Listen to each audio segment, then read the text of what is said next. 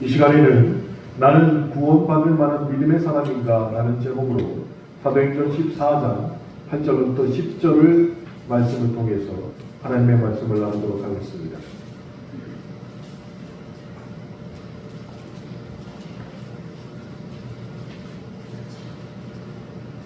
사도행전 14장 8절부터 10절의 말씀 함께 읽겠습니다. 루스드라에 발을 쓰지 못하는 한 사람이 앉아 있는데 나면서 걷지 못하게 되어 걸어본 적이 없는 자라. 바울이 말하는 것을 듣거늘 바울이 주목하여 구원받을 만한 믿음이 그에게 있는 것을 보고 큰 소리로 이르되 내 발로 바로 일어서라 하니 그 사람이 일어나 걷는지라.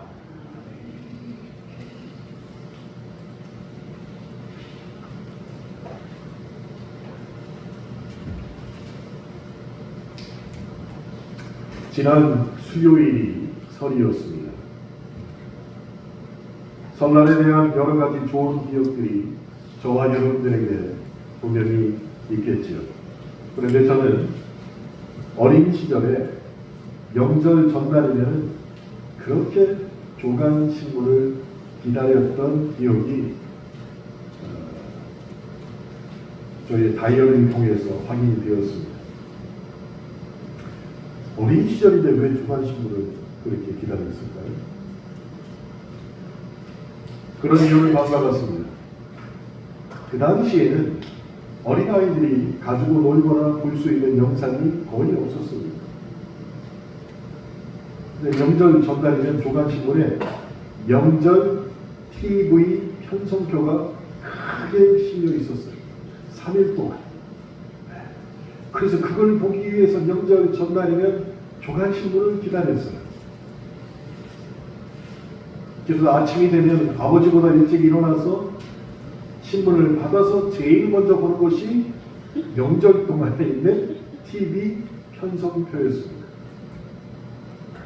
그 중에서도 영화극장, 3일 동안 계속 방영되는 영화극장 제목을 하나하나 살펴보고 내가 보고 싶었던 영화가 저녁에 방송이 되나 안 되나를 보았던 것이죠. 지금 학생들은 이게 뭔 소리인가 할 거예요. 그때는 그랬습니다. 그래서 정말 보고 싶었던 영화가 명절에 나온다. 그러면은 막 가슴이 설레이기까지도 했습니다. 근데 지금 와서 생각해보니까 아무것도 아닌 그 영화를 내가 내일 방영한다는 것을 알 때 마음이 왜 기뻤을까? 어린 시절이지만 아마도 미리 앞날을 예측할 수 있다는 것이 그 어린아이에게도 매우 기분 좋은 일이 되지 않았을까라는 생각이 들었습니다. 여러분, 우리의 인생도 마치 그 편성부처럼 미리 알 수 있다면 얼마나 좋을까요? 그러나 안타깝게도 연약한 인간은 앞길을 미리 볼 수 없습니다. 앞날을 알 수 없기에 미래에 대한 불안은 그래서 나이가 먹을수록 점점 더 커질 수밖에 없다는 것이죠. 요즘에 비행기 사고가 계속해서 일어나고 있습니다. 최근에 일어난 사고에는 전 세계에서 가장 뛰어난 실력을 가진 스케이트 선수들이 한꺼번에 다 죽었어요. 그 중에 한국계 선수 2명도 있었어요. 앞날을 알 수 없는 것이죠. 특별히 인생에 있어서 가파른 고난의 산과 마주하게 될 때 그 두려움에 애가 되면 저 산을 내가 어떻게 올라가지? 염려할 수밖에 없습니다. 그래서 성경에서는 이 두려움과 염려에 대해서 정말로 많은 말씀을 우리에게 해주고 있습니다. 예를 들어서 시편 23편 4절 말씀을 보면 양들에게 이런 말씀을 하십니다. 너희가 사망의 음침한 골짜기를 다닐지라도. 양입니다. 양은 눈이 잘 보이지 않아요. 그런데 그 눈이 잘 보이지 않는 양이 사망의 음침한 골짜기를 다닌다고 말하고 있습니다. 아시는 것처럼 골짜기는 산과 산의 가운데에 움푹 파인 지형을 말합니다. 매우 침침하죠. 어둡습니다. 습기가 가득합니다. 가서는 안 될 지역입니다. 그런데 이스라엘의 광야는 우리처럼 풀이 계속 자라 있지가 않습니다. 풀들이 산발적으로 자라 있습니다. 그래서 목자가 필연적으로 양을 새로운 초지로 계속 인도해야 되는데, 그러다 보니까 사망의 음침한 골짜기 같은 곳을 지날 수밖에 없다는 것입니다. 우리 인생도 마찬가지입니다. 항상 양지만 걸어 다닐 수는 없는 것이죠. 그래서 사망의 음침한 골짜기를 반드시 지나야 됩니다. 그런데 그 사망의 음침한 골짜기를 지나야만 목자들과 양이 또 다른 풀밭을 기대할 수 있다는 것입니다. 근데 많은 사람들이 오해를 합니다. 사망의 음침한 골짜기에 도착하면 여기가 나의 목적지구나 라고 두려움과 염려를 느낀다는 것입니다. 결코 그곳이 우리의 목적지가 아닙니다.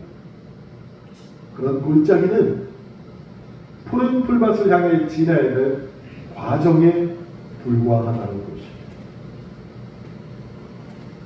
그래서 우리가 도달해야 될 종점은 정말로 사랑하는 목자와 함께 영원히 함께할 푸른 초장이 되어야 한다는 것입니다.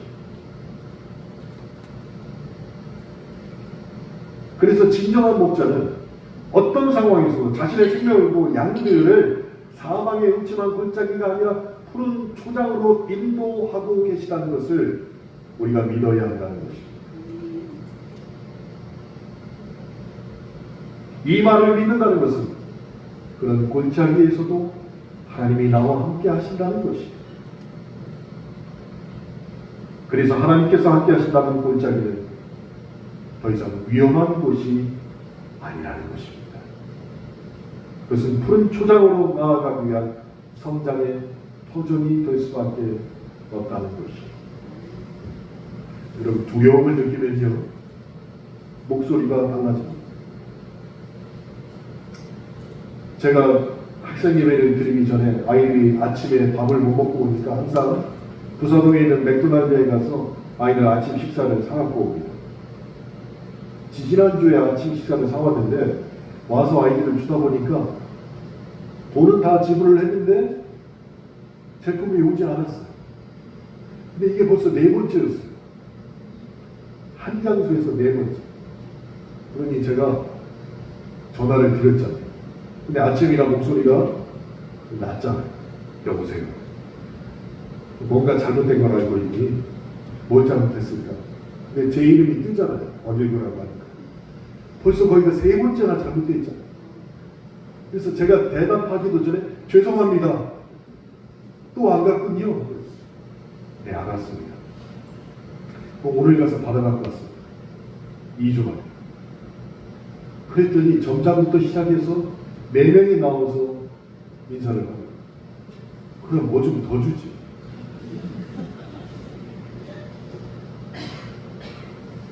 이름만 댔더니 점장까지 해서 5명이 나와서 미안하다고 하는 것입니다. 그들의 마음에 염려와 두려움이 있는 것입니다.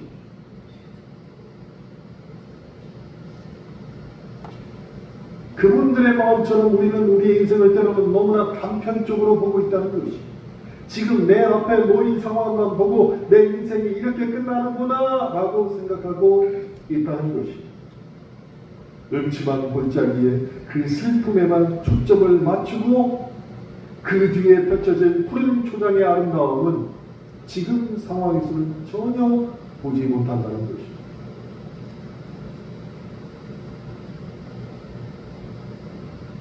그러나 우리의 삶은 단순한 단면이 아닙니다. 우리의 삶은 입체적으로 봐야 됩니다. 골짜기에서 영적 눈을 들어 올리면 내 옆에 나를 지키고 계시는 하나님이 보이고 믿음의 눈으로 아직 도달하지 못한 그 푸른 초장을 확신하게 된다는 것입니다. 명절 전에 제가 평소에 친분이 있던 중소기업 대표님을 만나게 되었습니다. 그래서 암에 걸린 우리 신학교 학생들을 치료하기 위해서 그분이 저에게 제품을 많이 주셨어요. 그럼 제가 그걸 팔아가지고 돈을 만들어서 암에 걸린 우리 신학교 학생들 수술비를 지금까지 계속 대고 있습니다. 그 대표님을 만나게 되었습니다. 그러면서 이런저런 얘기를 나누다가 사망의 음침한 골짜기 시편 말씀을 보고서 서로 얘기가 나왔어요. 그랬더니 그분이 저에게 이렇게 얘기를 했습니다. 목사님, 사업을 하다 보면 너무 힘이 들어서 숨이 꼴딱꼴딱 넘어갈 것만 같은 순간이 있다는 것입니다. 그래서 그때 어떻게 하십니까? 목사님, 그때 저는 1년 내내 새벽 기도회를 다 참석하지 못하지만 그렇게 힘들 때는 새벽 기도회에 꼭 간다는 것이죠. 그래서 숨이 꼴딱꼴딱 넘어가는 그 너무 힘들 때 하나님 앞에 나가서 원망도 하고 기도도 하고 부탁도 하고 막 쏟아내고 나면 항상 며칠 뒤에 놀라운 사실을 발견하게 되는데 가장 힘든 그 순간이 바로 정상 턱 밑에 있다는 사실이구나라는 것을 발견하게 됩니다. 그래서 이 가장 힘든 순간만 넘기면 바로 정상이다 하는 것을 매번 느끼게 된다는 것이죠.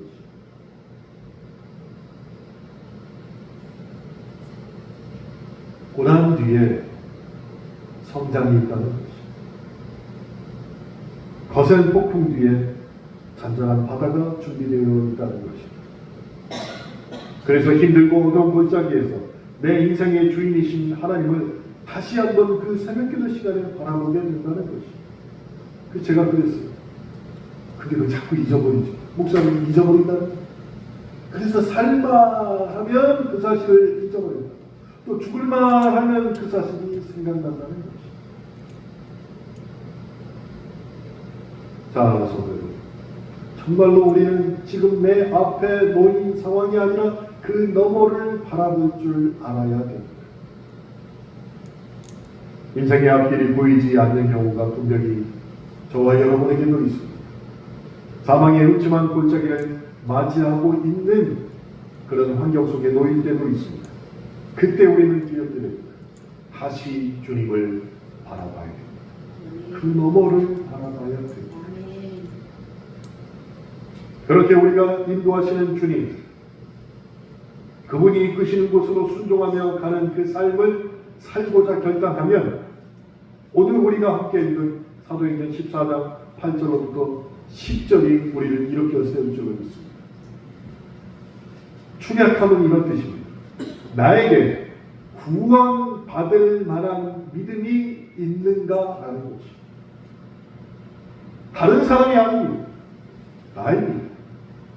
나에게 구원받을 만한 믿음이 있습니다. 나에게 구원받은 믿음이 있어야 주님을 바라볼 수 있게 된다는 것입니다. 오늘 본문을 보면 루스드라 지역에 태어나면서부터 걷지 못하는 사람이 등장하게 됩니다. 바울이 이곳에서 복음을 전하고 있는데 태어나면서 한 번도 걷지 못한 사람이 와서 바울의 설교를 듣고 있습니다. 그런데 이 사람이 얼마나 집중해서 열심히 들었는지 바울의 눈에 띄게 된다는 것입니다. 바울의 눈에. 여러분, 사람이 눈앞에 들어오잖아요. 눈에 들어온 사람은 마음에 쉽게 들어요. 예를 들어 보면 제가 오늘도 김혜숙 집사에게 여쭤봤는데 지난 주일 저녁에 뒤에서 보니까 김혜숙 집사님 옆에 젊은 여자가 앉아있는 거예요. 저분 내가 뒤통수만 보면 누군지 다 알거든요. 아, 뒤에서 봤는데 이 누군지 모르겠는 거예요. 그렇다고 예배 시간에 앞에 나가서 얼굴을 보고 올 수는 없는 거고. 그냥 누굴까 하고 생각하고 있었어요. 나중에 보니까 김혜숙 집사님의 동생 며느리 맞지? 며느리가 딸. 항상 장례가 있을 때마다 와서 항상 저를 반갑게 맞아줬던 군인 그분이세요. 근데 그분이 몇 년 전부터 제 눈에 그렇게 들어왔어요. 그래서 나도 저런 며느리 얻고 싶다라는 생각이 그냥 뒤통수만 봐도 이렇게 눈에 들어온 사람이 마음에 들어와요. 바울의 눈에 루스드라 지역에서 눈에 들어온 사람이 이 사람이었어요. 태어나서 한 번도 걷지 못한 사람이 눈에 들어왔고 그 사람이 바울의 마음에 들어왔어요. 그래서 9절에 바울이 이렇게 얘기합니다. 바울이 말하는 것을 듣거늘 바울이 주목하여 구원받을 만한 믿음이 그에게 있는 것을 보고, 자, 지금까지 한 번도 만난 사람이 아닙니다. 그날 처음 본 사람이에요. 얘기를 나눠보지도 않았습니다. 그저 바울이 하는 말을 그 사람이 들었을 뿐이에요.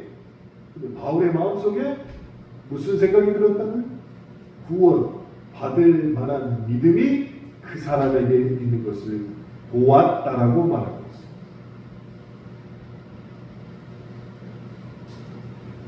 그가 한 일은 바울의 말을 열심히 들었을 뿐입니다.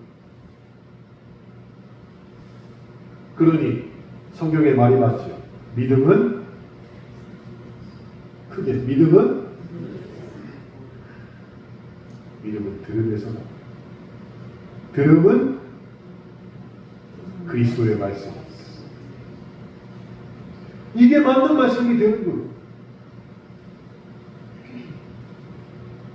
바울의 눈에는 말씀을 듣는 그의 눈빛과 모습 속에 믿음이 들어가고 있다는 것을 보게 되었다는 것이에요.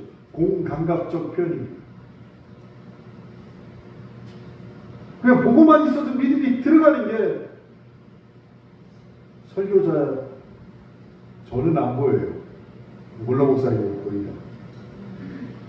설교 오래 하신 분들은 앞에서 보면 저 사람의 믿음이 들어가기도 내가 보인다. 그런 여러분이 얼마나 다행이에요. 나는 안 보이니까. 여러분 마음 편하게 앉을 수 있어요. 그러니까 매주 마지막 주 올라 목사님이 설교할 때는 정신 똑바로 차리고 들으시죠. 왜? 올라 목사님이 보인다는 얘기예요. 3주 동안은 편안하게 들으시고 마지막 주에는 정신 똑바로 차리고 들으셔야 된다.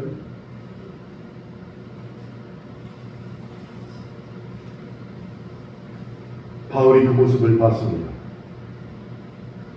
믿음은 바라는 것들의 실상임을 증거하기 위해서 바울이 그 사람을 향해서 소리를 지릅니다. 뭐라고 합니까?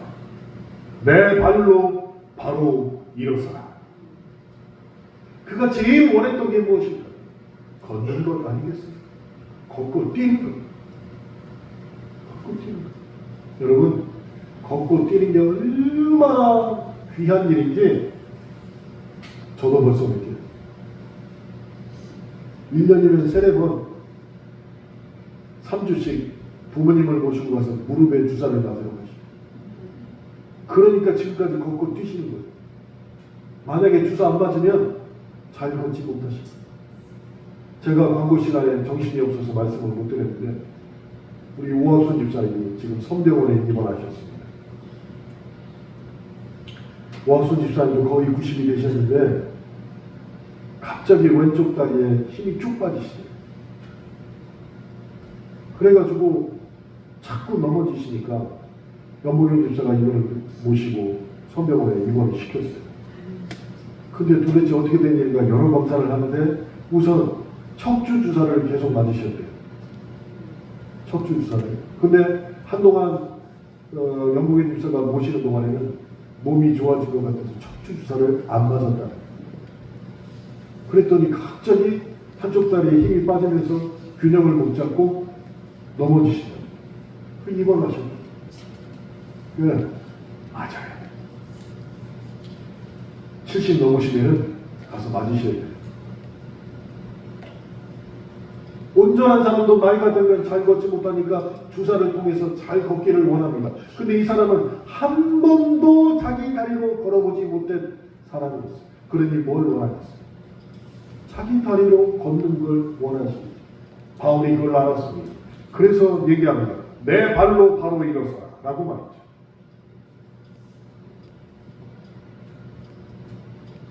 그 말을 들은 이 사람이 어땠을까요? 어땠을까요? 그 말. 아마 바울이 그를 향해서 얘기했을 것입니다. 제가 기록을 보다 보니까 한 10몇 년 전에 대흥침대교회에서 중부지방에 연합 부흥회가 있었어요. 그때 치유사역을 담당하는 한 장로님이 와가지고 3박 4일 동안 했는데 치유를 하신대요. 근데 제가 그때 마음에 그때는 믿음이 지금처럼 그러지 않았습니까? 의심이 들기 시작했어요. 아니 대흥침대교회 본당에 사람이 가득 차 있었고 그것도 모자라서 그 앞에 유치원에도 사람이 가득 차 있었는데 내가 강사라면 정말 치유 사건이 일어나면 그 자리에 몸을 잘 못 쓰는 사람이 일어나 해가지고 안수해가지고 그 자리에서 했어요. 그런데 갑자기 여기 있는 사람은 다 괜찮대. 본당에 있는 사람들은 다 괜찮은데 저 유치원에 앉아있는 사람들이 배가 아픈 사람이 있는데 그 사람은 지금 나왔다는 거예요. 그래서 내가 저걸 믿어야 되나 말아야 되나 내가 그런 생각이 막 들었어요. 근데 바울은 저쪽에 있는 사람이 아니라 지금 앞에 있는 그 사람을 향해서 이 발로 일어날 거라. 그럼 여기서 두 가지 반응이 있을 수 있어요. 첫 번째, 웃기는 소리 하고 있는. 그렇죠. 두 번째, 말씀에 수정하는. 딱 두 가지 반응밖에 없습니다. 그런데 그 말씀을 집중하여 들었던 그 사람은 바울이 선포한 대로 순종하여 그 자리에서 일어났다고 성경이 기록하고 있습니다. 여러분 이 장면을 보면서 저와 여러분은 2025년을 살면서 이런 결심을 해야 합니다. 첫 번째로 기적과 능력은 말씀을 받고 믿는 그 사람의 믿음대로 이루어진다는 것입니다. 자기 믿음대로만 이루어지는 것입니다.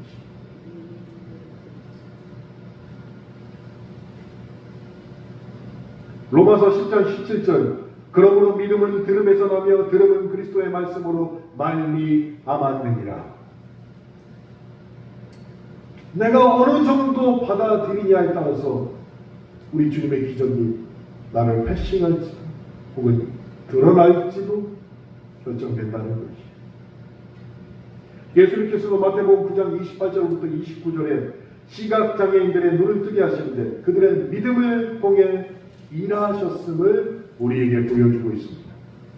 그뿐 아니라 성경 많은 부분에서 말씀을 듣고 있는 그 사람의 믿음에 따라 기적과 능력이 나타나는 것을 기록하고 있는 것입니다.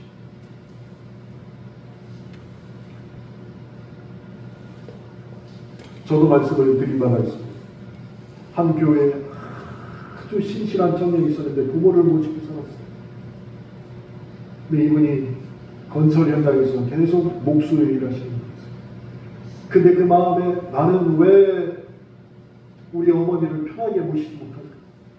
그랬던 이유는 아버지가 일찍 돌아가셨는데 보증을 제대로 맞으셔가지고 자기 빚도 아닌데 있는 재산을 다 날려버린 거예요.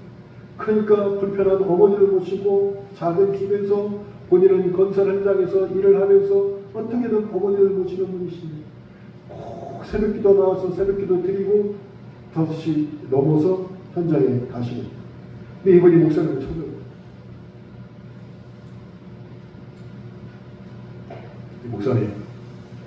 목사님이 한 가지 여쭙고 기도하려고 뭐냐? 목사님, 제가 하나님이 저에게 주실 거는 다 주셨습니다.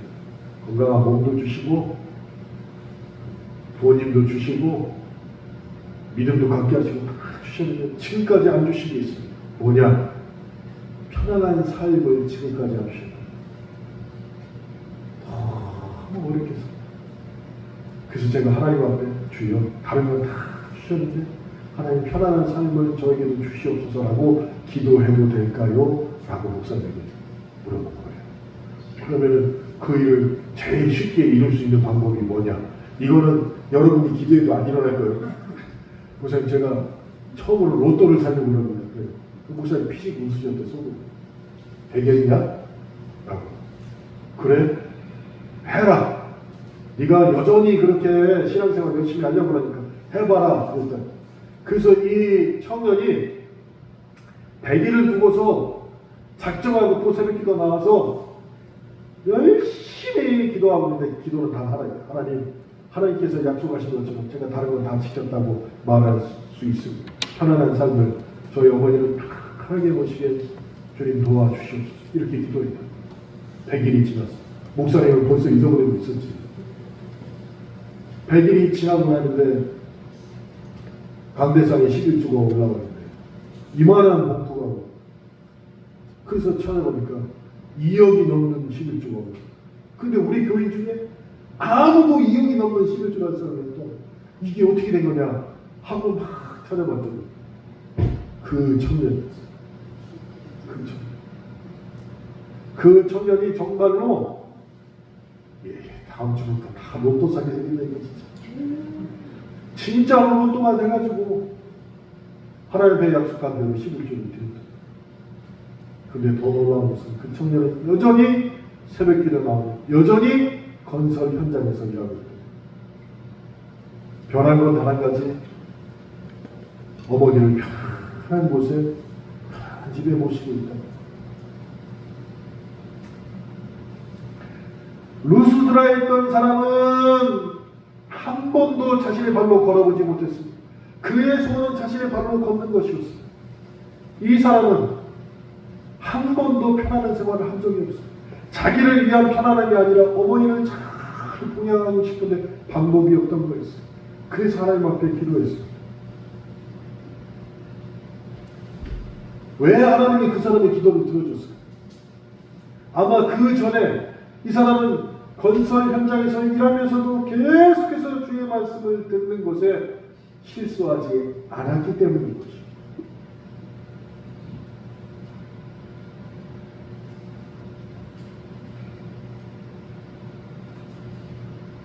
우리가 깨닫는 것은 우리가 구원받을 만한 믿음이 있으면 그것은 반드시 우리의 삶에 어떤 형태로든 드러나게 되어 있다는 것이죠.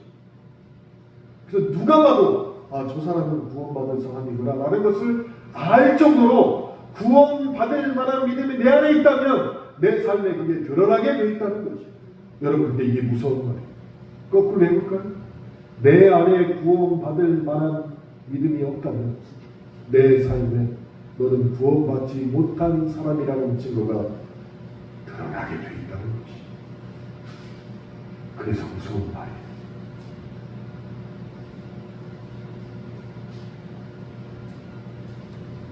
오늘 본문에서 바울이 루스드라 지역 그 사람에게 구원받을 만한 믿음이 있다라고 말씀하신 내용은 단 한 가지입니다.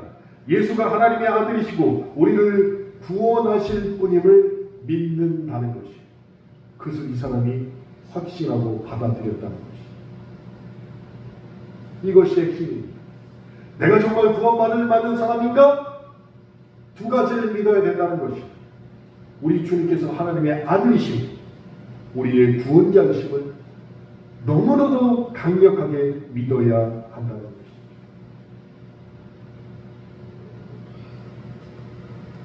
두 번째로 우리가 복음을 전할 때는 담대하게 기적과 능력이 나타날 것을 믿고 전해야 한다는 것입니다. 여러분, 나 구원받았으니까 나만 구원받았으면 됐지. 그것도 맞는 말이에요. 근데 더 하나님이 원하시는 것은 네가 받은 구원을 전하라는 것이. 근데 많은 사람들이 주님, 내가 얼마나 어렵게 주님께 돌아왔는데 내가 이걸 다른 사람에게 전한다고 나보다 독한 저 사람이 과연 주님께 돌아갈까요? 본인은 구원받았는데 전하지를 못하는 경우가 너무나도 많이 있습니다. 근데 베드로와 요한은 그 두려움을 극렬한 마음으로 이겨냈어요. 우리 안에 그런 두려움이 있어요. 염려가 있어요. 생판 모르는 사람 많은데 안녕하십니까 저는 이제 기독교 신자입니다. 그럼 요즘 상황이 뭐라고 개독교라고 그래요. 그러니까 무섭고 두려워서 본인이 신자라는 것을 밝히지 않아요. 밝히지 않으니까 전할 수가 없잖아요. 근데 이 두려운 마음을 뭘로 이겨야 됩니까? 긍휼한 마음으로 이겨내야 한다는 것이에요. 베드로와 요한이 뭐라고 했습니까? 세상의 것을 구하는 사람을 보며 그리스도의 사랑의 마음과 함께 예수의 능력을 확신하였기에 앉은뱅이를 일으켜 세운 것이에요. 나 너한테 주고 하나도 없다. 그러나 주님께서 나에게 하신 일 내가 너한테 전한다 하면서 긍휼한 마음으로 그에게 복음을 전했던 것이에요. 이 마음이 우리 가운데 있어야 된다. 그럴 때 기적이 일어납니다. 바울은 그 사람의 믿음이면 능히 하나님이 역사하실 것을 알고 있었어요. 왜? 그가 하나님의 말씀을 얼마나 열심히 듣고 있는지, 그에게 구원받을 만한 믿음이 있다는 것을 바울이 알았기 때문이에요. 그러니까 믿음대로 되리라라는 확신이 그에게 있었어요. 그래서 믿음대로 되리라는 확신과 사람을 긍휼히 여기는 마음이 우리에게 있을 때 복음이 전해지는 것입니다. 마지막으로 복음의 사역과 함께 우리가 늘 깨어 있음을 이 루스드라에 사는 사람을 통해서 확인할 수가 있는 것입니다. 늘 깨어 있어요.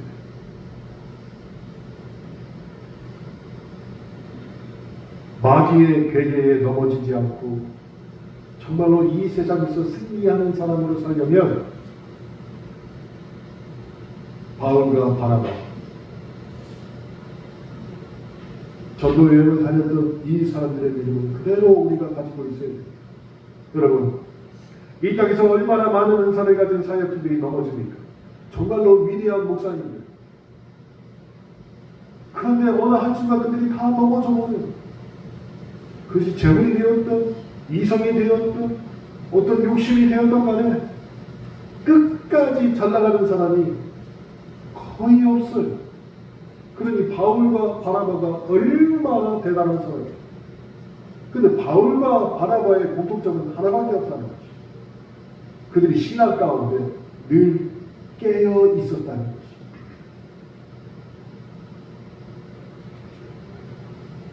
그럼 우리도 신앙적으로 늘 깨어 있어요.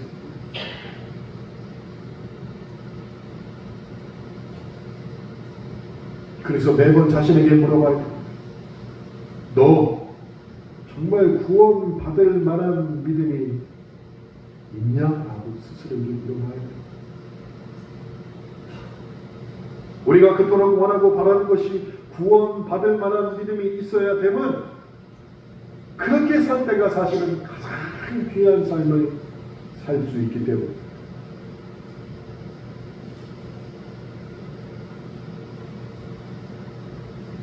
언젠가는 제가 여러분들을 모시고 그냥 꼭 성지순례 갖고 가려고 합니다.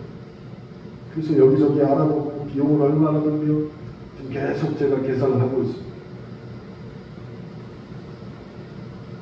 근데 왜 우리가 성지순례를 반드시 가야 할까요? 그곳에 가면 들은 말을 그대로 믿고 어려운 환경에서 소망을 가지고 살았던 사람들의 기록들이 있기 때문에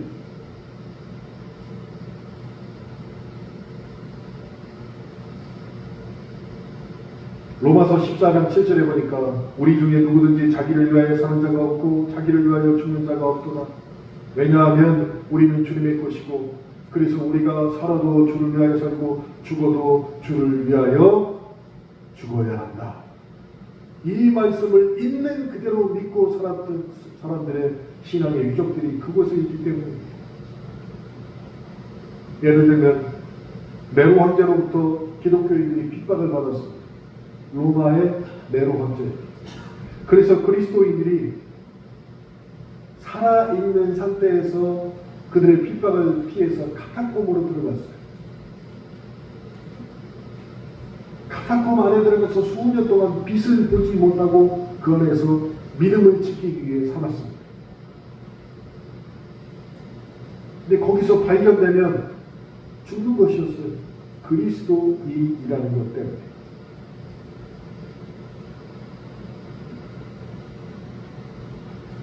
그래서 카타콤에 가면 천국의 계단 교회가 있습니다. 천국의 계단. 그래서 가서들 주사를 맞으시고 건강해야지 다 걸어다니까. 네? 아이고 주사 맞으면 뭐 몸에 부작 맞아요. 성지순례가 하는 게 더 중요하니까 건강. 이 천국의 계단 교회 제가 꼭 가보고 싶은 곳입니다. 왜냐하면 바울이 이곳 교회 지하에 갇혀 있다가 순교했습니다. 동일하게 수많은 그리스도인들이 그곳에서 갇혀 있다 죽음을 맞이했습니다. 그런데 그 당시에 성자라고 불렸던 성 베르나드로라는 사람이 있었는데 이 사람이 잠을 자는데 꿈을 꾸게 되었어요. 무슨 꿈을 꾸게 되냐면 순교자들이 하늘의 별이 되어서 하늘로 올라가는 꿈을 꾸게 되었어요. 순교한 사람이에요. 그래서 교회 천장에다가 별들을 계속 기록합니다. 순교한 사람만큼의 숫자.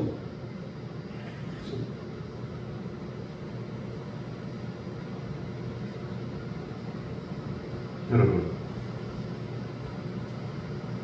우리가 정말로 순교를 감당하기까지 주의 말씀을 듣고 들은 말씀을 그대로 지키며 살아가고 있습니까?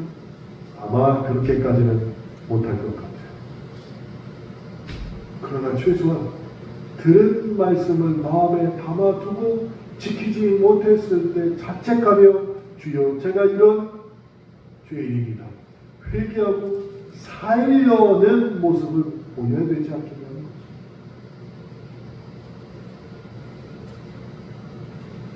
거죠. 기억하십시오. 우리가 언제 갈지 모르지만 반드시 갈 것입니다.